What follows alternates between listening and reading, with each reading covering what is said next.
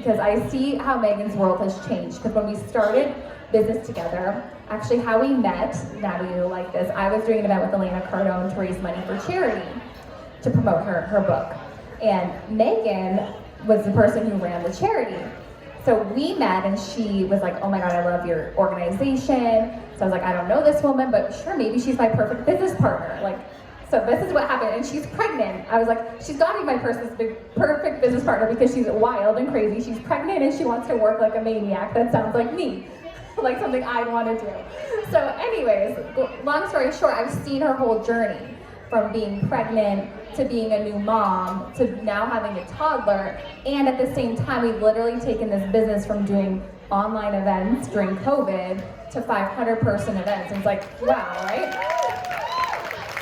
It's like, how do you do that as a parent? You have to be so organized, or you have to kind of have a plan because you have different areas of your life, right? Like you want your relationship with your husband to thrive, you want your friendship, you want your kids, you want all of these things. So what do you kind of give for tips to parents who maybe are new parents and still want to have a career, or someone like myself who's maybe thinking about having a child, but it's like, what do you do with your own personal goals? Yeah. I would say, so in my personal experience, I feel like my children have been the catalyst for me finding my purpose in life. And so you would think, you know, before you have kids, like, oh, I'm going to give away all my time and I'm not going to be able to focus on me and my career.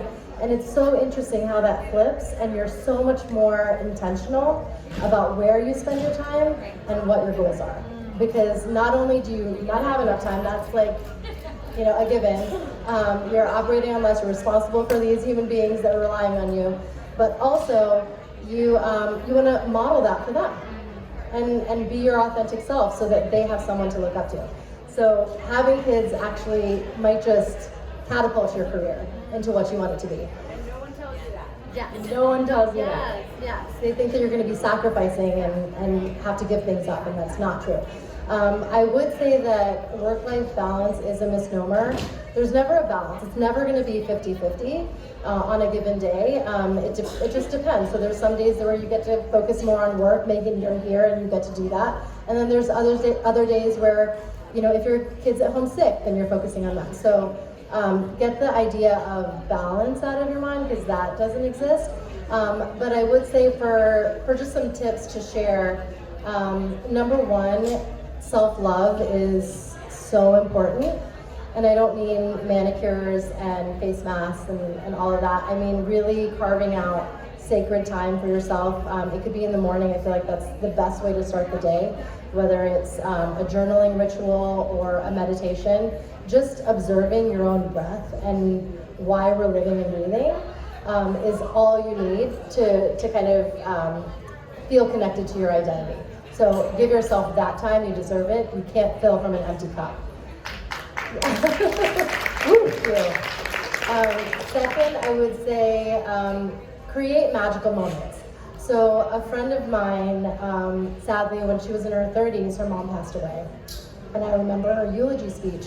And she said she loved that her mom, ever since she was little, would take her and not her sister to the lake to feed the ducks. And that was something that they did together. I love that. So sweet. Carrie would like that too. Yeah. And she was talking about it like in her adulthood. It's something that left such a lasting impression on her. And so do that. I feel like when you're trying to balance time with your family, of course you have your one-on-one time with yourself and then your husband, but each of your kids, especially if you have multiples. And I do this because I have twins. It's like, okay, each of them have different interests, they're boy, girl. And you know, whether it's Legos or coloring or a back rub, whatever it is, I let them decide what they want to do with magical moment time. And the third thing would be my son gets like Broadway performances. Oh, I He's love like that. the victim of no one who would watch me when I was little. That's so sweet. Anyways, more on that later. Yeah, we need like Encanto on Broadway, because I don't know how many times we've heard Bruno in our house, but it's like a full-on show. I'm from New York originally, Yeah, right? so So we were like very into theater. I love that. can I support this in design language for all our Gen Zs that are right here? Yes. Maximalism is very in right now. You guys know what I'm talking about. Like the couch has print, the wall mirror is too much, the frames are everything. When you're a mom, you just become a maximalist. In every sense of the word. Yeah. You know what I mean? Like the couch is too much, you're doing too much at work, you're doing too much at the job.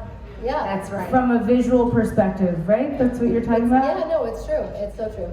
The third thing Just would become be... maximalist. Yeah, it's a good thing. Extra is a good thing. The third thing would be know your tribe and lean on them. And I mean, this room right here is proof of that. Empowered women empower women, and everybody here is doing that. So, you know, when you become a parent, you need to lean on your friends and your family members and caregivers to help you out when you need it. And then lastly, I would say trust your intuition, and this is really what I predicated the show Mom Sense on. Mom Sense, Dad Sense, to me, it's our built-in sixth sense. It's our intuition and our gut instinct. And so there is no doctor or a nanny or a teacher or nobody who can tell you how to raise your child. Only you know, and you know, you just trust. So trust your mom sense. There's a whole, I could give a whole 2-hour lecture on what I've learned about being